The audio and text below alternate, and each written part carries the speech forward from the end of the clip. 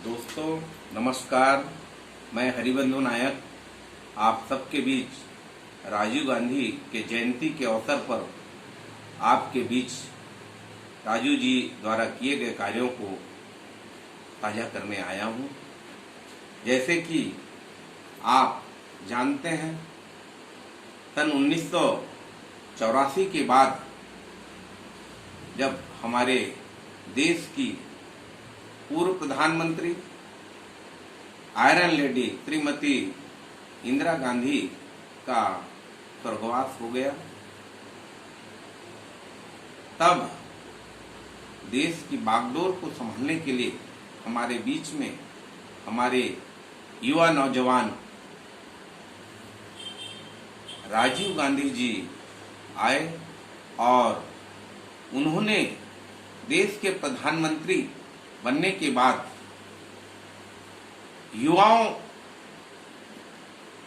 युवाओं को एक नई दिशा दी। जैसे कि वे स्वयं युवा थे, 40 साल की उम्र में प्रधानमंत्री बनना और उनके जवाबदारी संभालना, देश का नेतृत्व करना बहुत बड़ी बात है। लेकिन राजीव गांधी ने देश को बखूबी संभाला, वरन और आगे बढ़कर उन्होंने देश के हित में, युवाओं के हित में, रोजगार के संबंध में, युवाओं को रोजगार देने के रूप में अनेक मामले में उन्होंने, चाहे वो किसानों की बात हो, चाहे नौजवानों की बात हो, हम लोगों ने उस कार्यकाल को देखा है। मैं जन्मदिन के अवसर पर उनके द्वारा बताए गए वो कार्य जो आज तक किसी भी प्रधानमंत्री ने नहीं किया है, वो स्वर्णिम काल जब वो देश के प्रधानमंत्री बने तो देश में सबसे पहले संचार क्रांति के जनक के रूप में जाने जाते हैं। वे संचार क्रांति को कंप्यूटर के रूप में लेकर हम सब के बीच में आए।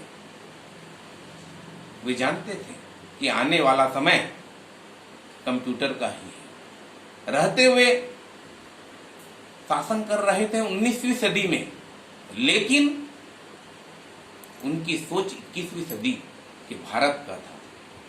आज जो तरक्की और विकास भारत देश का दिख रहा है, इसमें राजीव जी की बहुत बड़ी भूमिका है।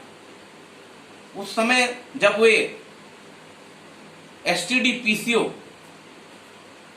के माध्यम से लोगों को एक दूसरे से जोड़ने का काम किया, तब यहां भारत देश में लोगों कहा करते थे ये असंभव चीज है, ये कैसे हो सकता है। मिनटों में भारत देश में बैठा हुआ व्यक्ति विदेशों में कैसा बात करेगा। लेकिन राजीव जी ने असंभव कार्य को संभव कर दिखाया। संचार क्रांति को वृहद रूप से उन्होंने भारत में फैलाया। उनके ये कंप्यूटर आज हम जो देख रहे हैं, कंप्यूटर का जो जाल बिछा है देश में, ये राजीव जी की देन है। दूसरी बात मैं बताना चाहता हूं, क्योंकि राजीव गांधी स्वयं युवा थे और युवाओं के हित में कोई भी निर्णय करना चाहते थे। जब वे देश के प्रधानमंत्री हुआ करते थे, 1986 की बात मैं कहने जा रहा हूं, जब वे प्रधानमंत्री के रूप में कार्य कर रहे थे, तो युवाओं को वोट देने का अधिकार 21 वर्ष की उम्र में हुआ करता था। लेकिन राजीव जी ने इस उम्र की बाधा 21 वर्ष को हटाकर 18 वर्ष करके उन्होंने युवाओं को मत देने का अधिकार 18 वर्ष में किया। ये एक बहुत बड़ा निर्णय था, लेकिन बिना किसी लाग लपट के राजीव गांधी ने ये कर दिखाया। आज जो 18 वर्ष का नौजवान को मत देने का अधिकार दिया है, वो राजीव गांधी ने दिया है। और यह निर्णय, यह अधिकार युवा वर्ग कभी नहीं भूल सकता। ये कांग्रेस पार्टी की सोच इस प्रकार से रही है। लोगों को अधिकार अगर कोई पार्टी दी है तो कांग्रेस पार्टी के मुख्य प्रधानमंत्री हमारे राजीव गांधी ने दिया। शिक्षा के क्षेत्र में उनके प्रधानमंत्री बनते ही उन्होंने देश में नवोदय विद्यालय की स्थापना की। नवोदय विद्यालय देश के हर जिले में आज जो स्थापित है और उच्च शिक्षा, एक अच्छा शिक्षा वहां पर नवोदय विद्यालय में 5वीं कक्षा उत्तीर्ण करते ही विद्यार्थी 6वीं में प्रवेश करता है तो एक एंट्रेंस एग्जाम होता है। उस एंट्रेंस एग्जाम को पास करते ही 6वीं कक्षा के बाद सीधे 12वीं तक उसको और कक्षा में कोई कार्यवाही करने की जरूरत नहीं। और शिक्षा का मापदंड, क्योंकि वे स्वयं टेक्नोलॉजी के क्षेत्र में काफी काम कर रहे थे, जानते थे। एक पायलट के रूप में उन्होंने भारत देश में इंडियन एयरलाइंस में वे कार्य करते थे। इस सिलसिले में वे देश विदेश जाया करते थे। उनकी सोच बहुत बृहद थी।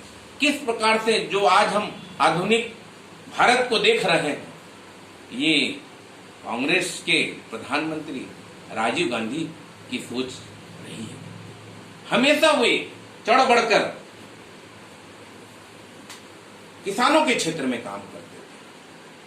देश के किसानों युवाओं को उन्होंने मतदान 18 वर्ष में देने का अधिकार दिया। तो वे कहा करते थे कि जब तक हम भारत देश के ग्रामीण अंचल का विकास नहीं करेंगे, ग्रामीणों का विकास नहीं होगा, तब तक भारत देश विकास नहीं करेगा। उन्होंने देश में जो इस सिलसिले में ग्रामीणों की अर्थव्यवस्था को सुदृढ़ करने के लिए ग्राम पंचायत जो पंचायती राज लेकर आए और इसको आज हम गांव-गांव में जो पंचायत का चुनाव होता है, पंचायत के लोग चुन के आते हैं, ज्यादा से ज्यादा उनको वो शक्तिशाली बनाना चाहते थे। ये थे राजीव गांधी के कार्य जो हम सब देश की जनता, भारत देश के नौजवान, भारत देश के किसान, गरीब मजदूर वर्ग कभी भूल नहीं सकते। मैं उन दिनों 1986 में शहर कांग्रेस कमेटी युवक कांग्रेस का शंकर नगर वार्ड का यूनिट अध्यक्ष हुआ करता था। हमारे शहर अध्यक्ष प्रमोद चौबे जी हुआ करते थे। रायपुर में उन्होंने मुझे वार्ड स्तर पर कार्य करने का अवसर दिया था और 1986-87 में राजीव गांधी उड़ीसा के दौरे पे थे। उनकी मैं ये बात साझा इसलिए करना चाहता हूं कि ये बातें मेरे आंखों देखे मेरे सामने घटित हुई, किस प्रकार से वो लोकप्रिय थे। एक बार उड़ीसा के दौरे में जब वे रायपुर होते हुए उड़ीसा के दौरे में जा रहे थे, तब हमें देखने को मिला, हम लोगों को, कांग्रेस के लोगों को स्वागत सत्कार और माना। एयरपोर्ट में हम सब तय किए थे कि वहां अल्प समय के लिए प्रधानमंत्री राजीव गांधी जी रुकेंगे और आप सबका स्वागत सत्कार अभिनंदन करते हुए वे जाएंगे। तो हम लोगों में काफी उत्साह था। हम कांग्रेस के कार्यकर्ता तो उत्साहित थे ही थे, साथ ही साथ राजधानी के आसपास जितने भी जिले हैं, जब ये छत्तीसगढ़ राज्य बना नहीं था, मध्य प्रदेश में छत्तीसगढ़ समावेश था, सम्मिलित था और हम लोगों को एक अल्प समय में उनके स्वागत सत्कार करने का अवसर मिला। हम सब लोग अपने अपने साधनों से वहां पर पहुंचे थे। मैं भी छोटा एक कार्यकर्ता था, कांग्रेस का शंकर नगर यूनिट का अध्यक्ष था। प्रमोद चौबे जी ने मुझे भी अपने सब साथी बंधुओं को लाने को कहा गया था। जब मैं ये बात अपने घर में बताया तो मेरे पिताजी स्वर्गीय श्री खगेश्वर नायक जी भी राजीव जी को प्रत्यक्ष देखने की इच्छा जताई। तब मैं उनको कहा तो आप भी चलिए, और हम लोग सब इस क्षेत्र के स्लम बस्ती के बूढ़े बुजुर्ग माता बहनें देखने के लिए टूट पड़ी। हम भी जाएंगे, इंदिरा गांधी के बच्चे को देखने के लिए हम भी जाएंगे। हमारा बेटा आ रहा है। इस प्रकार से स्वतः ही बहुत बड़ी संख्या में हमारे उत्कल समाज के लोग माना एयरपोर्ट में राजू जी को देखने के लिए गए थे। मैं आप लोगों को बताना चाहता हूं, राजू जी तो वहां उतरे, राजू जी हेलीकॉप्टर से उतरे और अभिनंदन करते हुए चारों ओर दिशाओं में वहां पर जहां पर हमारी गैदरिंग थी वहां हाथ हिलाते हुए अभिनंदन करते हुए जब उतरे तो लोगों ने जिंदाबाद के नारे लगाते हुए जय जयकार लगाया और राजू जी सबका अभिनंदन करते हुए वहां से हेलीकॉप्टर में बैठ के उड़ीसा चले गए। लेकिन हमारे साथ जो गए बुजुर्ग वो राजू जी को देखने के इसमें इतना तल्लीन हो गए कि वे वापसी आना था ये भूल गए। जैसे ही राजू जी निकले उड़ीसा के लिए, हम सब लोग अपने अपने वाहनों से वापस आ गए। लेकिन मैं जब रायपुर अपने वार्ड में आया तो मुझे पता लगा कि मेरे पिताजी और मेरे कुछ चाचा बाबा लोग जो गए थे राजू जी को देखने, वो वहां एयरपोर्ट में छूट गए। तब हम यहां से खबर किए, फोन के द्वारा लोगों को जानकारी मिली कि यहां कुछ लोग छूट गए हैं।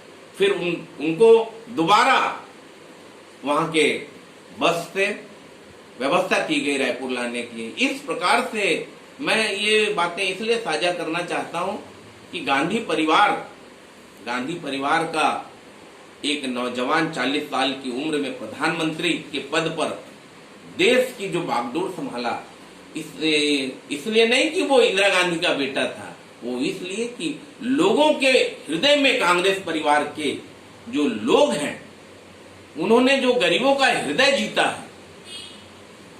राजू जी ने जो लोगों के बीच में सम्मान बनाया, सोनिया गांधी ने लोगों के दिल में जो जगह बनाई है, वो कोई दूसरा परिवार नहीं कर सकता। आज माने इतने बड़े रूप में कांग्रेस पार्टी को लोग कहते हैं कि कांग्रेस पार्टी ने क्या किया।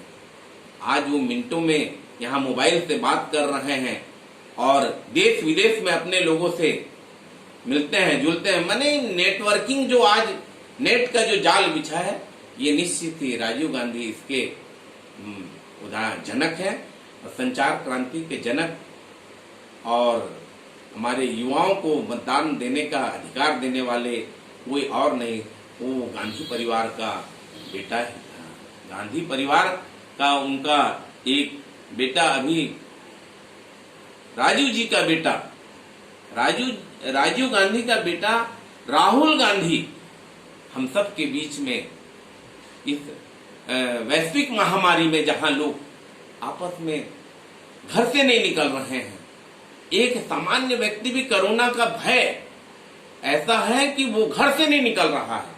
ऐसी विपत्ति के समय में देश में राहुल गांधी ने सामने आकर, कांग्रेस के हमारे युवा नेता ने सामने आकर मजदूरों की भावना, मजदूरों की समस्या, युवाओं की समस्या के लिए सरकार में बैठे लोगों से जवाब तलब राहुल गांधी ही कर रहे थे।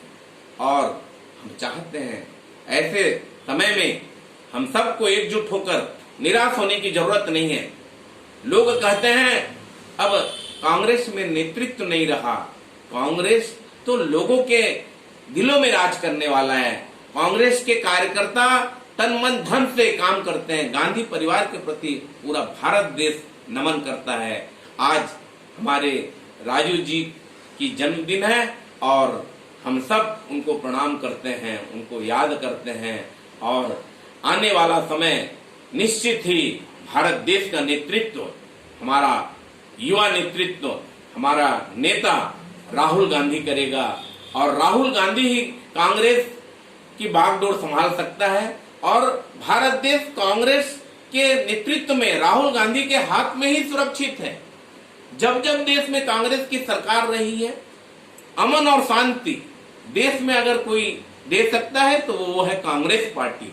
उसी का अनुसरण करते हुए राजू जी के आदर्शों पर चलकर हमारे देश, हमारे प्रदेश के मुखिया राजू जी के नाम पर ही राजीव गांधी किसान न्याय योजना प्रदेश में चला रहे हैं और किसानों के हित की बात कर रहे हैं। किसानों को समृद्ध बनाने के लिए राजू जी ने जो सपना देखा था, उन्हीं के नाम को साकार करते हुए, उन्हीं के काम को साकार करते हुए हमारे प्रदेश के युवा मुख्यमंत्री, ऊर्जावान मुख्यमंत्री हमारे भूपेश बघेल जी काम कर रहे हैं। जब से भूपेश बघेल जी प्रदेश में मुख्यमंत्री बने हैं, गांव गांव को एहसास होने लगा, किसानों को एहसास होने लगा, मजदूरों को एहसास होने लगा कि वास्तव में हमारा कोई शुभचिंतक, हमारा कोई हमारे बारे में भी सोचने वाला कोई मुख्यमंत्री भूपेश बघेल आया है, जो किसानों की गोबर को खरीदने की बात करता है, जो किसानों के ऋण माफ की बात करता है, जो आम जनता के बिजली बिल को हाफ करने की बात करता है, जो गरीब लोगों के, शहरी क्षेत्र में रहने वाले मजदूरों को, गरीब लोगों को, आम लोगों को पट्टा देने की बात करता है, गरीबी रेखा में नीचे रहने वाले लोगों को प्रति राशन कार्ड 35 किलो चावल देने की बात करता है। माने हम कांग्रेस के लोग सिर्फ देने की बात किए हैं। हमने कांग्रेस के जब जब प्रदेश में सरकार रही है, बिजली बिल की चिंता हमको है, गरीबों की। एक बत्ती कनेक्शन अगर कोई सरकार